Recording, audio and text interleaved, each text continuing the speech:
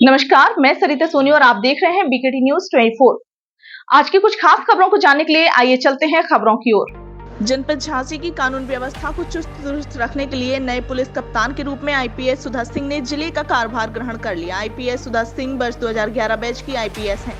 इसके पूर्व जनपद झांसी में डीएसपी के रूप में तैनात रह चुकी हैं। जिले की अपराध और अपराधियों की भौगोलिक स्थिति से वह पूरी तरह वाकिफ हैं।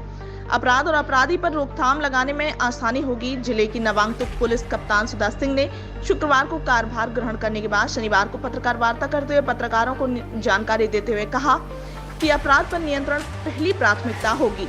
साथ ही उन्होंने कहा कि अपराध और अपराधियों पर अंकुश होगा। ट्रैफिक व्यवस्था को दुरुस्त रखने के लिए जिला प्रशासन से सामंजस्य बनाकर पालन कराया जाएगा। भूमि विवादों का सही ढंग से निस्तारण करने के लिए प्रशासन से वार्ता की जाएगी। निष्पक्ष कार्य करते हुए कब्जाधारियों पर कार्रवाई होगी। वहीं उन्होंने बताया कि भूमाफियाओं पर कार्रवाई बदस्तूर जारी रहेगी। किसी की जमीन पर अगर कोई कब्जा करता है तो उसके खिलाफ कार्रवाई होगी। उन्होंने बताया कि वह झांसी जनपद की भौगोलिक स्थिति से वाकिफ हैं। वह डीएसपी और एसपी देहात के पद पर कार्यरत रह चुकी हैं। वहीं उन्होंने मीडिया से भी सहयोग करने और फर्जी अफवाह पर रोक लगाने के लिए सहयोग की अपील की है। आइए देखते हैं सरिता सोनी की रिपोर्ट।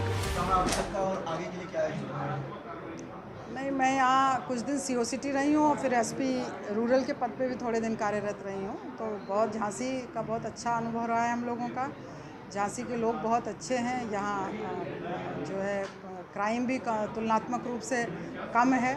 तो और अब मैं यहाँ पर एसएसपी के पद पर मुझे भेजा गया है, जिसमें मैंने कार्यभार कल ग्रहण कर लिया है।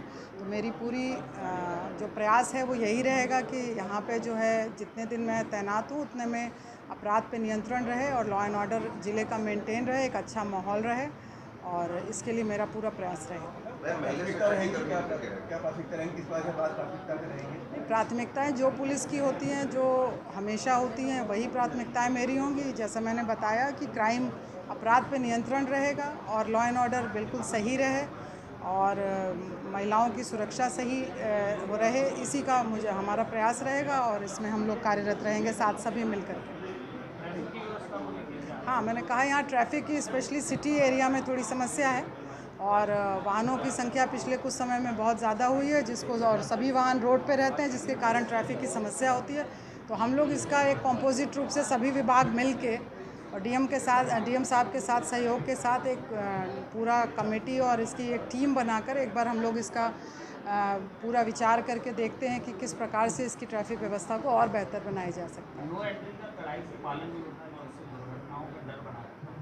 हाँ, बिल्कुल, नो एंट्री का पालन तो कराना ट्रैफिक पुलिस की जिम्मेदारी है। तो जैसा आपने अगर ये प्रश्न उठाया तो इसको मैं देखूंगी कि नो एंट्री का पालन क्यों नहीं कराया जा रहा है और भविष्य में इसका पूरा पालन कराया जाए, इसके लिए मैं प्रयास करूँगा। भूमि कब्जे से जुड़े कई मामले यहाँ पे आते हैं, इसके अलग से एक रहेंगे, लेकिन अभी भी मामले रुक नहीं रहे हैं। कई बड़े भूमाफिया यहाँ पे भी एक्टिव हैं, उनके लिए क्या अलग से कुछ टीम बनाई जाएगी, क्या कार्रवाई? मैं देख लूँ कि यहाँ किस तरह का सेल बनाया गया है, अभी मैंने उसको पूरा देखा नहीं है। और इसमें चूँकि भूमि विवाद जो है वो हमेशा जिलाधिकारी के सहयोग के साथ ही उसका निस्तारण होता है, तो एक प्रॉपर निस्तारण हो जाए और किसी तरह का कोई भू माफिया या किसी जो सही ज़मीन है उसमें किसी का दूसरे का कब्ज़ा ना हो, इसके लिए हम लोगों का प्रयास रहेगा।